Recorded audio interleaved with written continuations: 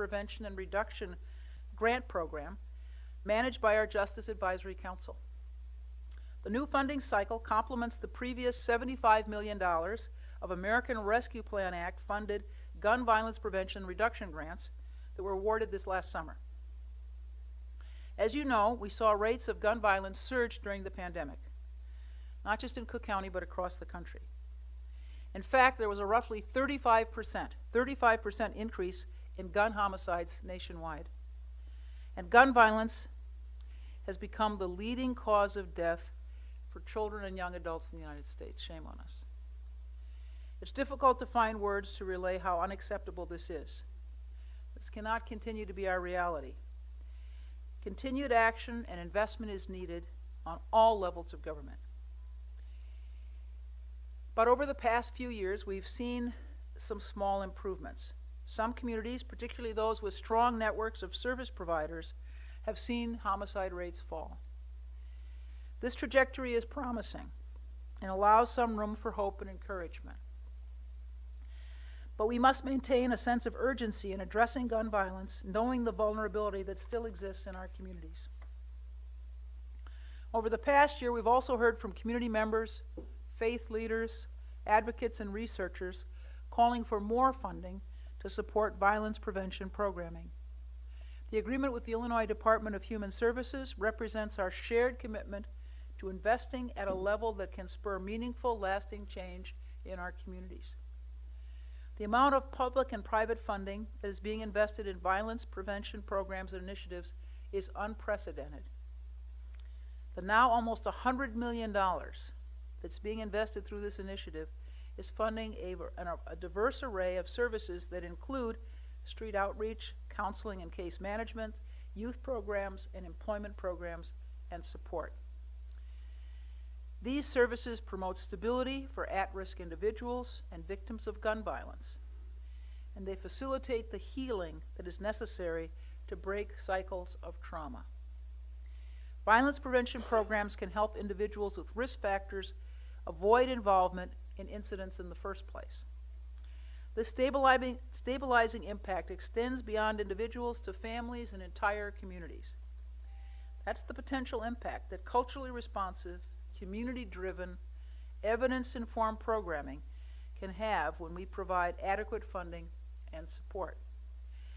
While we celebrate this additional funding and the real impact it can have, we're not blind to the complexity of the issues and the challenges we face in combating gun violence.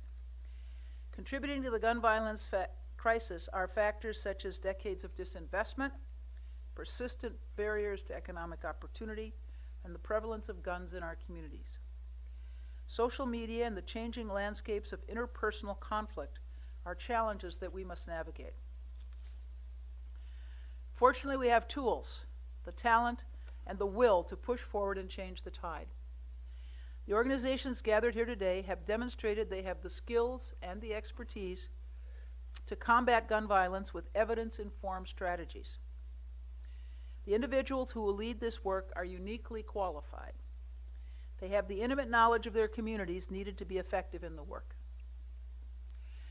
To the organizations in the room with us today, you understand the needs of vulnerable residents in our communities. You see the impact of outreach, authentic connection, and individualized support. The work you do daily is saving lives and will help build the safe and thriving communities that all of Cook County residents deserve. And the evidence backs this up. Academic studies on violence prevention programs from the University of Chicago and Northwestern University show that preventing involvement in gun violence is possible with resources and holistic support. I want to end by expressing my deep gratitude to all of the service providers engaged in this challenging work. I also want to extend my thanks to all of the outreach workers, the case managers, the counselors, the youth mentors, and community organizers working to make our streets and communities safer in Cook County. We are grateful to be working with the Illinois Department of Human Services Office of Firearm Violence Prevention to increase the reach of violence prevention and reduction programs. Through this intentional collaboration and continued investment in effective community-based solutions, we can build safe and thriving communities throughout Cook County. Thank you. And now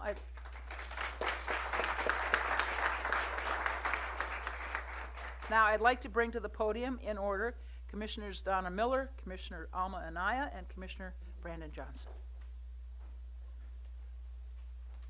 Thank you so much, Madam President. And it's great to be here with all of you today and to celebrate the fact that we have funding to combat gun violence and that all of you community partners are here to make sure that this is our reality.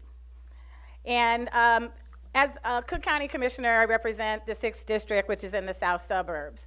And I represent 36 different municipalities in the South Suburbs.